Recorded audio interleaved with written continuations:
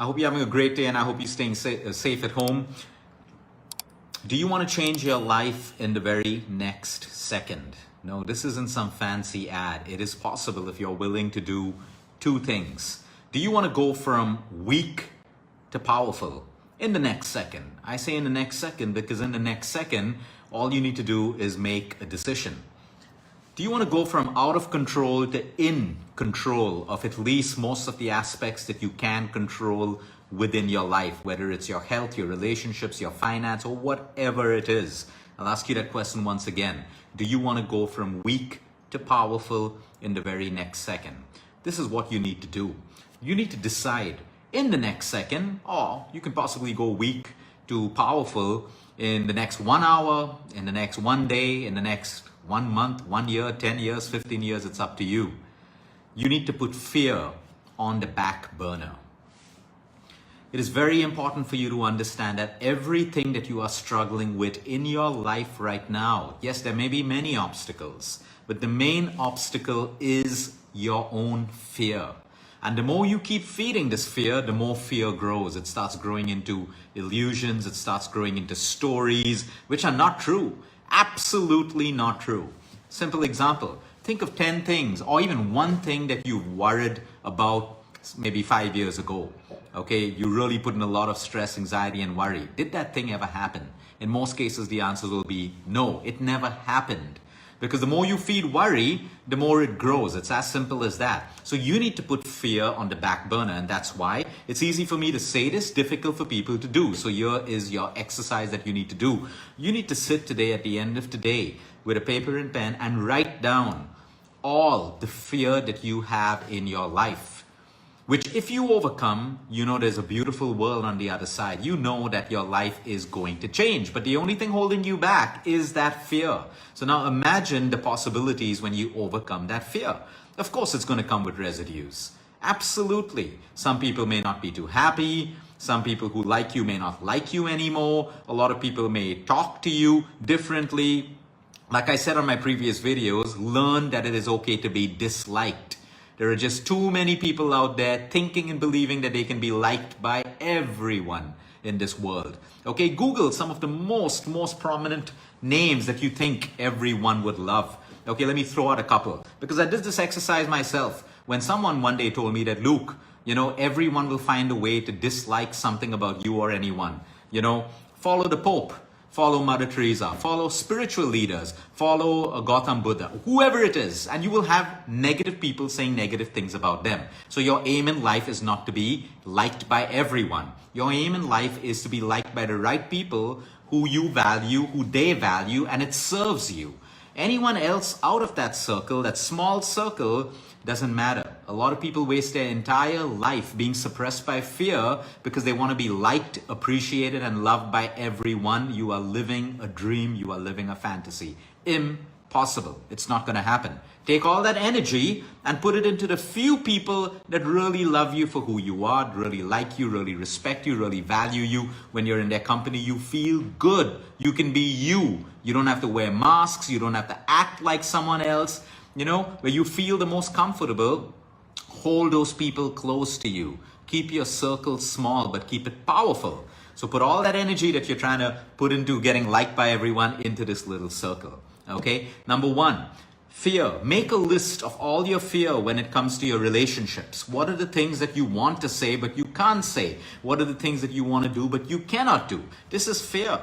Okay, what will you lose if you do those things? There is always something. That's why I said sacrifice is real. If anyone tells you that sacrifice is unreal, move away from them.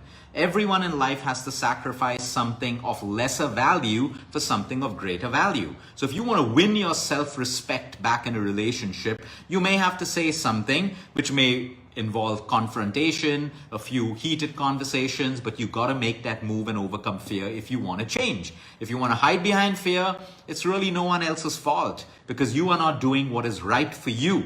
So write down all your fear factors in your relationship.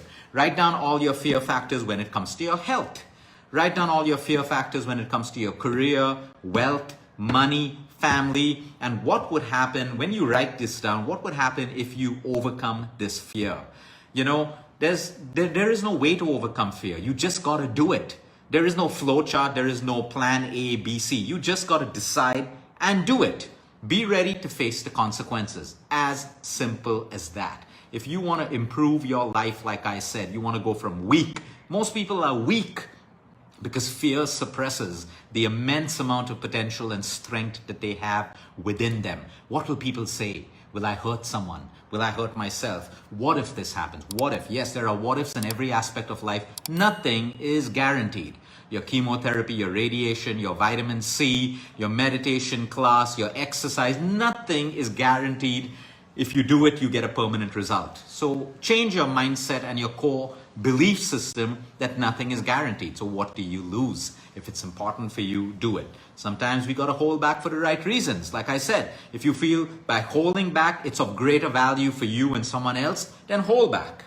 Everything can't always go our way in life, but you're going to measure the importance of it. If you're holding back and you're feeling like a doormat, you're feeling suppressed, it's building up to emotional negativity in you, then that's not really holding back for the right reasons. You're not really making a sacrifice. So point number one is make a list of all the fears that you have in your life, the smallest fears. And know that when you overcome that, you move from weak to powerful. You move from out of control to in control. You change your life in a second, the moment you decide to do it. Now, there's the right way of doing it and there's the wrong way of doing it. There's a professional, an assertive, a nice, a gentle way of doing it. If you're going to use aggression, if you're going to use attitude and ego, it's not going to work. You're just going to gaslight someone or provoke someone, and it's going to come back on you because now you're entangled in emotions. So do it the right way, from a space of calm, from a space of respect. And that's how you overcome your fears. I can promise you and guarantee you, the day you overcome the fears that you have, the fears, I won't be good enough. Okay? How will you ever know unless you try? How will you ever know that your plan is going to fail unless you start the plan? How will you ever know that, if you're not going to propose to that one that you love, okay, because you're scared of rejection? How do you know whether the person would ever say yes or no? Without trying, you remain failed. You remain stuck. You remain, stuck where you are and never achieving, and then blaming everyone around you. That's number one. The second way to move from weak to powerful, from out of control to control, from to change your life in the next second is stop caring about what people think of you. Stop caring about what they think of the way you dress, the way you look, what shampoo you use, who you socialize with, what your social circle is, where your life is going, what your life dreams are. Stop caring about what people think. If you keep caring about everyone's opinions, you will seek more and more validation. The more and more lifetime you spend seeking validation, the more and more miserable you feel. Understand that you are born unique and an individual. Of course, you can mentor, you can take advice from people you look up to, take guidance, but stop being a puppet to people's opinions. The day you stop caring about what these people who don't even matter in your life, they don't serve you in any way, the day you stop caring about what they say, who they're with, how they judge you, what you do, okay, is the day you will start to move forward. And like I said, you can start that in the next second. Look at all your fears. They're interrelated. All the fears. You see someone growing on social media and you say, oh, wow, they look so good. They have such nice skin. That's why people love them. Oh, I look so dark. I don't look good. I'm going to fail on social media. You've already failed. Your own attitude and your mindset has failed you. You want to start a business, but you're comparing everyone else's businesses. Okay, with what? You've not even started a business. You can't even compare it with what you're doing.